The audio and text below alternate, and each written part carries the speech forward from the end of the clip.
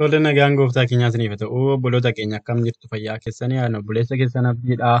Baga jiraattanii guyyaa har'aa keessan har'a immoo yerootti barumsa waliin barannu ta'a. Barumsi keenya har'aa itti fufa. Obboloonni kanaan dura takka yuutuubii Abdii Tiyuub jedhu sabiskiraayib hin godhin yoo jiraattan sabiskiraayib godhaa. Barumsa macaafa qulqulluu barumsa idilee kallattii garaa garaatiin argachuu dandeessu waan ta'eef hin dagatinaan isiniin jedha. Gooftaan isin haa eebbisu. Yeroo gaarii qabaadhaa. Kallattumaan gara barumsa keenyatti deemnaa jechuudha. Kana dura garuu sabiskiraayib gochuu keessan yaadadhaa. Obboloota keessaniif sheerii godhaa. Yaada qabdan yoo jiraate kenna. Warra na wajjin barsiisuu fedhii qabdan na dubbisuu dandeessu. Akkanuma kana immoo namoota kan biraa affeeruu waan barbaadan inni cinaa dhaabachuu akkasuma immoo na wajjin hojjechuu yoo barbaadan namoota baratanis immoo affeeruu yoo barbaadan eebbifama gooftaan isin wajjin haa ta'u. Yeroo gaarii qabaadhaa. Ani obboleessa keessan Abdii kallattumaan gara barumsatti deemna. Tole gara barumsaa keenyatti dhufnee jirra. Muuziqaa bareedaa kanaa wajjiniin yaada keenya gar tokko godhannee wajjin qo'annaa. Ani obboleessa keessan Abdiidha. Akkuma beekamu namoonni WhatsApp irraan qo'achaa irra jirtu. Kan immoo namoonni WhatsApp irratti dabaluu barbaadan dabaluu danda'a. Kanarra waliin ilaallu duree gurguddaa afurii. Duree gurguddaan arfan tokkoffaan jechoota afaan Oromoo sagalee laafaa qabanidha. Sagalee laafaa warra qaban. Lammaffaan jechoota afaan Oromoo sagalee jabaa qabanidha. Inni itti aanu immoo jecha afaan Oromoo sagalee dheeraa warra qaban akkasuma jechoota afaan Oromoo sagalee gabaabaa qabanidha. Kanaaf xiyyeeffannaan keenya narraa isa kanarratti ta'a jechuudha. Qo'annaan keenyas gaaffiiwwan gara afurii guutantu jiru. Akkuma kana immoo deebiiwwan qorumsa gaaffii WhatsApp tiraansleebbaaniitiif kan ta'udha jechuudha. Inni kun biiroo barnoota Oromiyaatiin qophaa'ee kan dhiyaatedha. Haa ta'u malee ani daataa sana fayyadameetiin isin barsiisaa jechuudha. Gooftaan guddaa isin haa eebbisu eebbifamaa. Yeroo gaarii qabaadhaa. Obboleessa keessan affeeruu hin dagatinaa. Yaada qabduu keessan hin dagatinaa. Laayikii sabiskiraayib sheerii keessan hin dagatinaa isin jedha. Kallattumaan gara gaaffii keenyatti deemna. Gaaffii tokkoffaa akkuma isin argitan bakka duwwaa jecha sirriidhaan guuteedha. Jecha sirriidhaan guutee yeroo jennu jecha sammuu keessaan jiru osoo hin taane jechoota filannoo keessatti cuftuu keessatti barreeffamanii jechoota lama sanii kenname jechoota lama sanii kenname kan irratti hundooftanii bakka duwwaa guutuu jechuudha. Gaaffii tokkoffaa daandii konkolaataa irra taphachuun bakka duwwaa namarraan gaha. Kanaafuu filannoo lamaan keessa kan jiru isa kana dura sammuu keenyatti yaadnaa jechuudha. Daandii konkolaataa irra taphachuun maal namarraan gaha? Balaa namarraan gaha yoo ta'e balaa kan jedhu akkamitti barreeffama iddoo kamitti gaafata iddoo kamitti dheerata. Kanaaf balaa kan jedhu irratti baay'ee dheerata. Kan jedhu garuu hin gaafata. Balaa. Kanaafuu baay'ee gabaabatee baay'ee dheerataa jechuudha laa biratti. Kanaaf aan lama taatee wal biratti galtee yoo taate qubeen bal'iftuu dheeressitee waan ta'eef qubeen kun dheeraa dhumarratti biratti haatuudha waan ta'eef afaan keenya keessatti gabaabate waan ta'eef jechi kun gabaabaa ta'etu dheeraa ta'a. Kanaaf balaa kan jedhu isa kana jechuudha. Sattaanu irratti gaaffii san jala mure san diimadhaatti mure deebitaa jechuudha. Gaaffiin itti aanu abbootiin keenya bakka duwwaa irraa dawaa qopheessu. Dawaa jechuun qorichaadha. Abbootiin keenya maal irraa cuunfanii dawaa qopheessu? Baala. Kanaaf baanni jalqabaa baay'ee dheerataa. Baala. Laan immoo baay'ee xiqqaa jechuudha. Gabaabata jechuudha. Kanaafuu baala kan jedhu isa kana jechuudha. Okay, inni itti aanu bal'aadha. Inni filannoo keessa jiru bal'aa. Baay'ee gabaabadha. Ani laan baay'ee jabaata bal'aa waan nama ija tokko jaamaa yookiin immoo iji isaa seeraan hin ilaalle waan akkasii jechuudha. Bal'aa namas ta'uu horii waan akkasii jechuudha. Bal'aa kan dalga ilaalu jechuudha. Kanaaf baalarraa qoricha yookiin dawaa qopheessu jechuudha. Gaaffii sadaffaa nama intala ofiitti heerumsiisan bakka duwwaa jedhanii waamu. Intala ofii yoo heerumsiisan warri sun namicha sana maal jedhu soddaa jedhu. Kanaaf soddaa kan jedhuu fi soda kan jedhu jira iddoo kana. Soda hiikaan qabu afaan Oromoo keessatti akkaan arginu soda kan jedhu. Kanaaf soddaa kan jedhu kuni isaa biratti baay'ee gabaabata. Oon tokkitti waan ta'eef daan lama ta'e walitti waan aaneef baay'ee jabaata afaan kee keessatti daa jedhee baay'ee. Soddaa aan immoo gabaab dheerateetu laafa soddaa inni argate. Kanaaf gaafata daa hin jabaata soddaa jenne qabeenya abbeera isaa hattuutu jalaa bakka duwwaa qabeenya namaa hattuun maal gooti hattuutu jala same hattuutu jala saame argitanii saame innaa afaan keessa dubbannu nutti tola saa hin dheeratu saa haalama walitti ta'a jechuudha me hin gaafata jechuudha namaa fi saame jennaa jechuudha dhadhaa bakka duwwaa nyaachuun natti hin tolu dhadhaa bakka duwwaa nyaachuun natti hin tolu dhadhaa akkamii nyaachuun natti hin tolu dhadhaa same dhadhaa shame jechuudha dhadhaa same kanaaf dhadhaa same yeroo jennu same baay'ee gaafata jechuudha saanis meenis baay'ee laaf baay'ee gaafata same hin gaafata jechuudha kanaaf aa fi ee qubee dubbachiiftu tokko saa'anii fi maanii immoo qubee dubbeeffamaa tokko ta'anii jechuudha keessatti maan murteessuudha jechuudha qubeen sun laabaa akkasuma immoo gabaabaadha jechuudha bakka duwwaa xaafiin irra faca'u irra qubee dogoggorame deddeebi'uun qotanii qopheessuun gaariidha maal xaafiin irra faca'u qopheessuun gaariidha qotanii lafa kanaafuu lafa ilaa baay'ee gabaabata waan keenya keessa lafa laa biratti a faa biratti a lafa baay'ee gabaabata faan immoo tokkittii waan taateef baay'ee afaan keenya keessatti salphatee baay'ee jechuun jecha gabaabadhas jecha laafadhas lafa natti tola namatti tola jechuudha nama caalan ijoollee isaaf uffata bitee bakka duwwaa baase daaraa baase daara baase kanaafuu daara biratti baay'ee dheerateef raa biratti gaafata namatti tolaa raan tokkicha waan ta'eef jechi isaa jecha laafadha daara jechi isaa jecha dheeras hin qaba gabaabas hin qaba laafas hin qaba yeroo darbe ilaallee inni ture mukni gubatee bakka duwwaa ta'e mukni yeroo gubate maal ta'a daaraa ta'a miti kanaafuu daaraa karaa lachuun dheerata jechuudha daa biratti daaraa hin dheerata jechuudha kanaaf qubee lama aa fi aa karaa lachuu lama goona raan immoo daaraa raan baay'ee dhuma tokko laaftetu galti kanaaf raa tokkitti goonee daaraa gaafii salgaffaa gara gaafii salgaffaatti deema.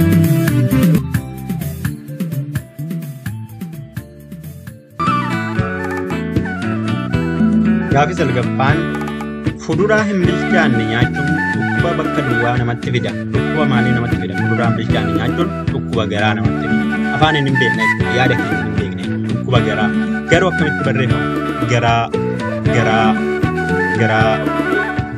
gaa biratti baay'ee gabaabate raa biratti baay'ee dheerata jechuudha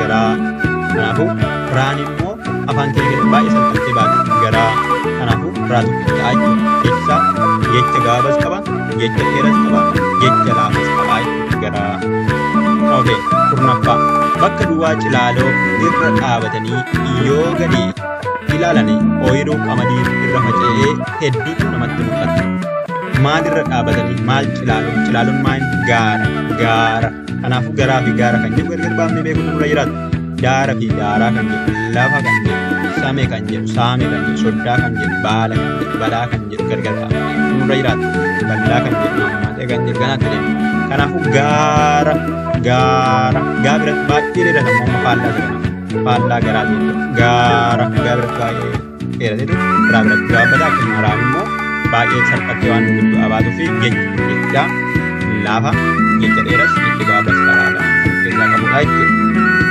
Inni ittaanu gaaffii 11ffaa tolaan nama isa bira hin jirre bakka duwwaa gochi akkasii aada malee.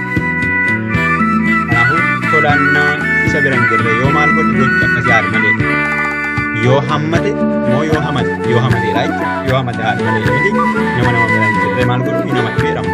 Inni immoo aada malee. Kanaaf hamate kan jedhu akkamitti barreeffama mee yaada keessatti hamate kan jedhu dubbadharra deebi'ee hamate haanis hin gaafata maanis hin gaafata keenis hin gaafata kanaafuu hamate yeroo jennu maan laafee san arraba keenyarraa ba'a waan ta'eef maa tokko ta'a hamate kan jennu keenis immoo laafee arraba keenyaa ba'a waan ta'eef haa tokko ta'a ni galee kanaafuu hamate innaa jechuudha isaan diimadhaan jala muraman. Inni ittaanu wajjin qo'annaa inni ittaanu gaafii bara gaafii 12ffaa lammaffaa.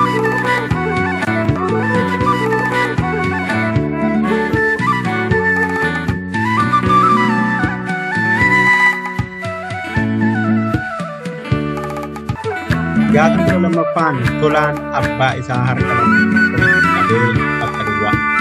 Namni harka lama qabee abbaa isaa maal godha? Hin hammata moo hin hammatu? Hin hammatu jennaa jechuudha. Hin hammatu. Argitan amma hojii isa kana deebi'aa jira. Hammatu, hammatu, hammatu. Kanaaf hammatu yeroo jennu haan hin gaabbata. Maan baay'ee jabaata afaan keenya irratti. Jedheetu immoo maa biratti hin gaabbata. Ta'e kan jedhu immoo akkuma akkuma hamanii gabaabbatee nu keessaa ba'a. Kanaafuu ha gabaabbatee ma jabaatee gabaabbatee ta'e innaa jennu garuu gabaabbatee laafee nu keessaa ba'a. Kanaafuu hamma ta'e maal dhageenyaa jechuudha. Gaafii 13ffaa namoonni sangaa bitatanii bakka duwwaa. Namoonni sangaa bitatanii maal godhu? Hin qalatu moo hin qallatu? Bakka duwwaa. Namoonni sangaa bitatanii qalatan. Argitan afaan keenya keessatti irra deebi'aa jira. Qalatan. Baay'ee gabaabbatee jiru. Qalatan. Kanaafuu biratti hin gabaabbatti laan baay'ee laaftee nu keessaa baate waan taateef laa tokkicha taate laafti baay'ee gabaabbattee laan gabaabbattee nu keessaa baate tokkicha taate kaan baay'ee laaftee nu keessaa baate tokkicha taate gabaabbattee nu keessaa baate tokkicha taate naan immoo dhumarratti qalatanii hin jennu jechuudha. Ni ittiin dabalatu. Dhumarratti qubee rarraatee hafteedha. Qubee liqimfamtee hafteedha jechuudha. Qalatan jennee xumuradhaa jechuudha. Kanaafuu qubee dubbachiiftuu otoo hin qabaatin dubbifamaa qofaan akka danda'amudha jechuudha. Eebbifama gaafii 14ffaa jedhama. Gaafii 14ffaa jedhama inni agarsiisaa tarii beekumsa mootummaan jedhamu ta'e bulchiteen hin agarsiisa. Gaafii 14ffaa jedhama. Daa'imman soorata madaalawaa waan dhabaniif bakka duwwaa jedha. Daa'imman soorata madaalawaa waan dhabaniif bakka duwwaa. Daa'imman soorata madaalamaa waan dhabaniif bakka duwwaa. Soorata madaalamaa namni dhabe maal ta'a? Isa kana waliin ilaallaa jechuudha. Daa'imman soorata madaalawaa waan dhabaniif bakka duwwaa. Argitanii? Bakka duwwaa. Qallatan jennamoo qalatan jenna. Namni soorata madaalawaa yeroo dhabu hin qallatamoo hin qalatu. Yeroo afaan keenya baay'ee salphaa fi baay'ee nama garuu ijoolleen yookiin daa'imman gaafii 14ffaa soorata madaalawaa waan dhabaniif bakka duwwaa ta'e qallatan jenna. Qallatan iddoo kanatti kan jedhu baay'ee gabaabbatee nu keessaa ba'a. La kan jedhu baay'ee jabaatee gabaabbatee nu keessaa ba'a. Ha kan jedhu baay'ee laafee gabaabbatee nu keessaa ba'a. Naan dhumarratti yeroo galtu yookiin sagalee biraatti dabaluun nu jiraatu dubbachiiftuu nu barbaadu. Qalatan jenne qallatan jennee xumurra jechuudha malee qallatanii bishaanii midhaanii jennee xumurra jechuudha yeroo waan jecha kana bishaan midhaan naadhumaan xumurra jechuudha.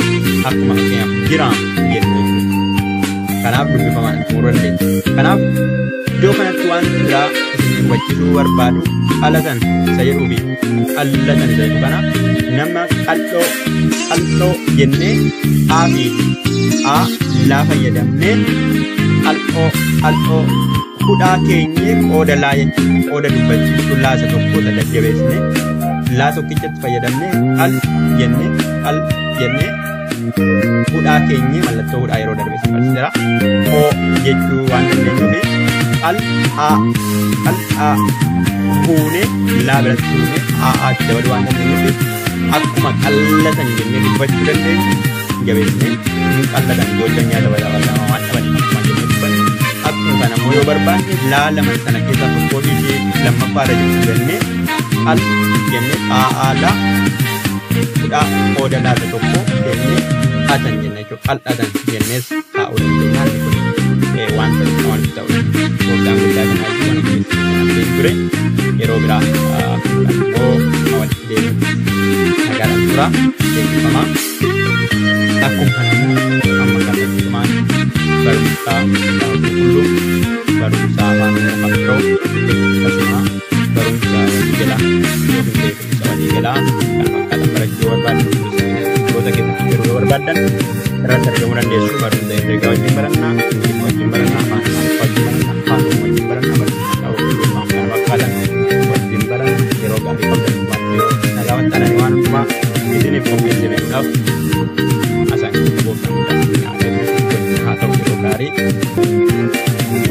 Mootummaa irratti namoonni irraanfattanii daawwachaa turtan jechuudha. Keekii godhaa. Subscribe godhaa. Hin dagatinaa. Kan wajjin haa ta'u obboloota keenya irraa baradhaa. Eebbifamaa. Karaa gootiin waan hundumaa duraaf qophiidha waan ta'eef yeroo gaarii qabaadhaa. Obboleessa keenya abdiin ture.